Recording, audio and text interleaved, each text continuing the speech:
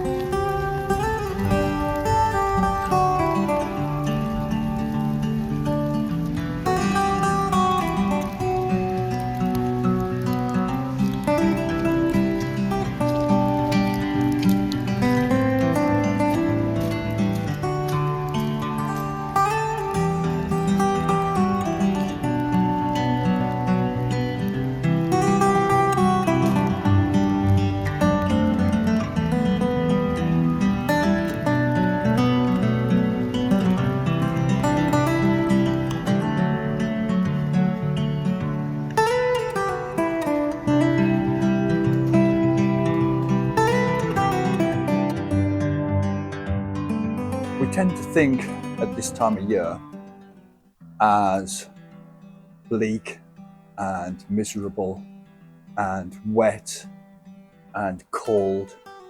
We've had the fun of Christmas. We've had the excess of eating and drinking and being merry while sat in front of a open fire, drinking our mulled wine and eating our mince pies. We've had our heads crammed full of snow and robins and goodwill to all men. And now it's the new year and it's bleak and miserable, and we've returned to our day-to-day slog. We're worrying about paying off those debts that Christmas brought us. And in amongst all of that, the forest or the wood just continues around us. And this time of year, we have the beginnings of new hope, I suppose you could call it. And nothing says that more, really, than the insignificant, often overlooked snowdrop. And the snowdrop, it tells us that at the end of darkness, there is a light. And she's not big, she's not powerful. She just represents that small glimmer of a return to warmth and a return to light. She sits at the edge of winter, so she's very liminal. She occupies that space between the darkness and that re-emergence of light.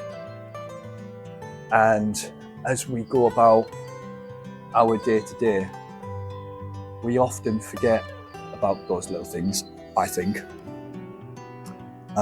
Nothing, I think, says more about new beginnings and new hope and the prospect of warmth and new beginnings and re-emergence than those little plants that we just pass off as just being there. They're only with us for a brief glimpse at that beginning of the year, such as the snowdrop and the daffodil and crocuses. They're only with us for that small, brief glimpse of what's to come. And snowdrops often offer us that bright flash when all around us seems at its darkest. And because of that, they're often found in graveyards. And in folklore, it was considered bad luck to pick them and to bring them indoors, not because they were evil, but just because of their association with graveyards and with that liminal space from the darkness, that they were associated with being claimed already by the dead. So to bring them indoors or to pick them was to foretell a death within your household before the end of the year. So they were to be observed, but never to be picked. They were to be admired, but never harvested. And you can kind of, when you look at them, you can kind of see that in the way that they're elegant and they're understated, and the way they solemnly have their heads bowed. They're not screaming, "Look at me." They're just a reminder that there is new life beginning at the end of darkness, at the end of winter, at the end of ice. They bring that glimmer of warmth and fire, and their association with the dead, it's quite appropriate in the way that they rise from the ground when it's bleak and it's black. They kind of, and their colour, to me, just reminds, they're very ethereal in the way that they just rise out of that bleak winter that's been locked away in darkness and ice. And because of that, they have an association with Candlemas or Inbolg, which we're in the season of now.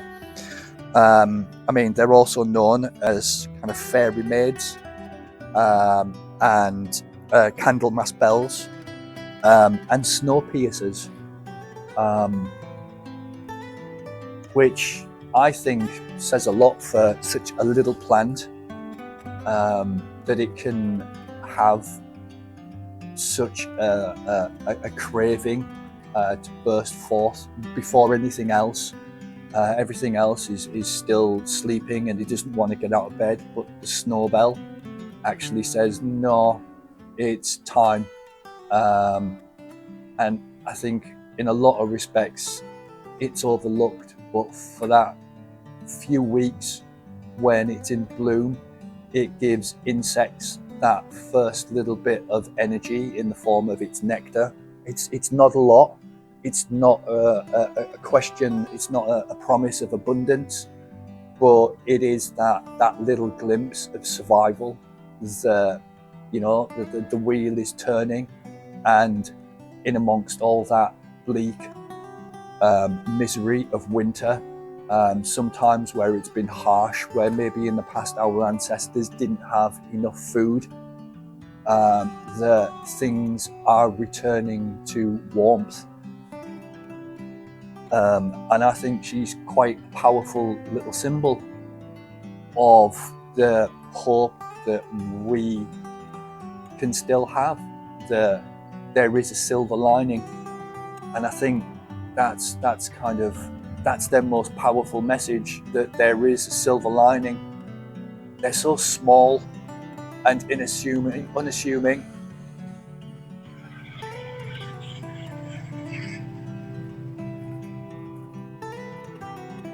but even amongst all that we have, I mean, I've just got a train blast past me. Even in all of that day to day, in amongst all the rain, in amongst all that traffic, in amongst all that noise, the snowdrop sits there, and she just quietly whispers the better things are to come. So from that point of view, you've got to give a little bit of respect to the little snowdrop. She bursts through when it's still miserable, and she offers that little glimpse of a silver lining at the end of it all, which is sometimes all we need. So that's my little take on the snowdrop. She's not big, she's not all powerful, she's not a mighty oak or an elm or an ash or a birch. But like the birch, she's a sign of new beginnings. She's that promise of a silver lining, that there is that little promise of hope and a return to better things. And she's only with us for a short period of time when everything around us is still miserable, when it's raining, when it's cold, when it's frosty outside. She pushes through all of that, and she gives us a little tiny glimpse of a return to the warmth. Yeah, so that's my take on the snowdrop. Hope you've enjoyed it. If you have, please do the usual stuff, like, comment, even follow if you want more of this stuff. Plenty more to come. But until then, stay enchanted.